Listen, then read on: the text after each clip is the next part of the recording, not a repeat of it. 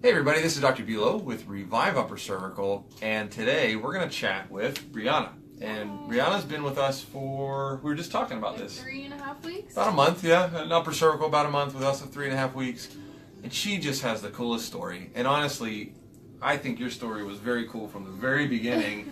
And so I've been meaning to sit down with her, and so I figured I would do it live. That way, if you guys have any questions, great. But most importantly, you're going to hear about a crazy story of headaches and migraines, and I'm always telling people, and this is like overplayed out in social media, but share this video, man. You don't know who's in your circle of friends that might be dealing with headaches, might be dealing with migraines. They don't have to be local. We'll find them someone near their home, you know what I mean? So how was it in the beginning that that you found out about upper cervical? Or actually, better yet, tell us about your headaches that you were getting before you got under care. Okay, so I've had migraines like my whole life. They started when I can remember being in the hospital at like age 5, getting treated for migraines and getting different tests done. That's I had intense. a lot of like traumatic injuries. So when I was like in 4th grade, I got hit by a car, and I did cheerleading for the majority of my life, so I've had probably like 4 concussions, whiplash, several different things, and my migraines just continue to progress and get worse. And Intense, man. I've pretty much been through every kind of treatment you can imagine, with like medications, just like a regular, like kind of, what would you call it, like abrupt chiropractic treatment. Well, standard chiropractic care, manipulation therapy, things like that. It was like a lot more harsh, I guess you could say. But I actually heard about this through one of my friends who also had a concussion, and I was seeing another doctor who then recommended me come here. But ever since I've been getting upper cervical, my migraines have pretty much subsided. I overall feel like a brand new person. And you were saying you were getting them since when you were 5, you remember going to the hospital, you said? Yeah.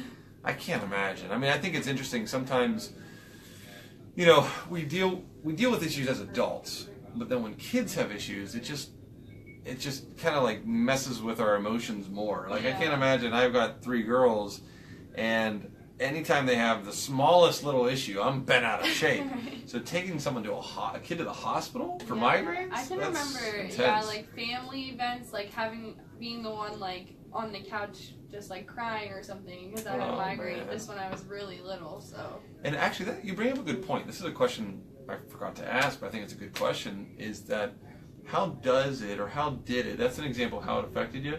How about in adult life? Like, when did you notice the migraines more? How did it affect your day-to-day, either work or schooling or things like that? I am a college student, and I also have worked the entire time I've been in school, and I'm constantly busy. I mean, I was doing activities in sorority. I started like losing my vision, and I just wasn't able to do my day-to-day activities. Like, I couldn't drive, like I wouldn't be able to go to class, like or work. I was calling off all the time. I just didn't feel good, and honestly, I just like started to lose my motivation. Yeah. And I was like, okay, I really need to do something. Something's really wrong with me. Like, physically, you can just tell when something's off with your body, and I just like knew. Yeah. And I think that unless you've been in a situation where you've had chronic pain, it's hard to appreciate the impact it can have on your life. Yeah, definitely. And when you're looking around and seeing like your friends are doing all these fun things and they feel great all the time, and you just never feel good, you're like, okay, there's something wrong. I should do something. Well, I'm so glad that you found specific care and upper cervical care.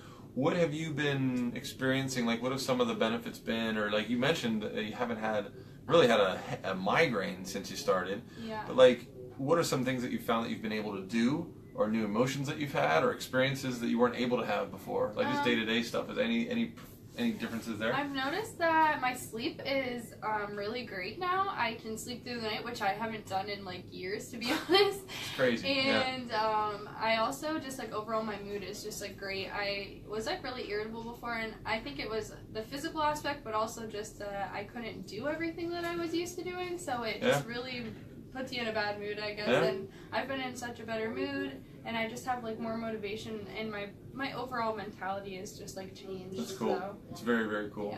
Yeah. For those people that have never been to this type of an office, what was the experience like for you, the first few visits, and the procedure itself? I mean, did it hurt, those kind of things?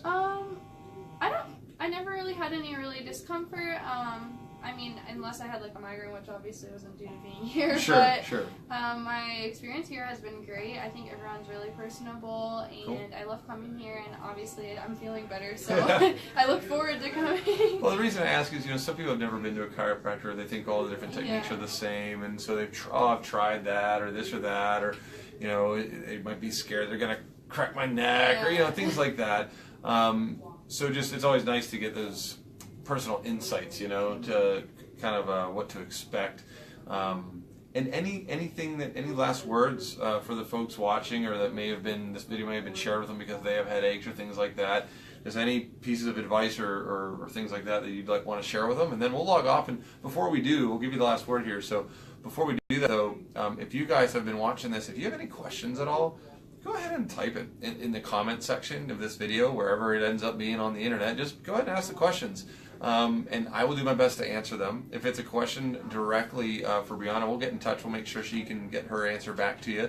But just if you have questions, please ask. But otherwise, thank you for hanging out with us. And Brianna, I'll give you the last word, man. What any closing thoughts for folks? I just think it's really important if you're having any problems like this, where you think that you might want to get upper cervical treatment. It's important to educate yourself about it. So make sure that you're asking questions about everything dealing with your treatment and your health overall. Yeah, absolutely.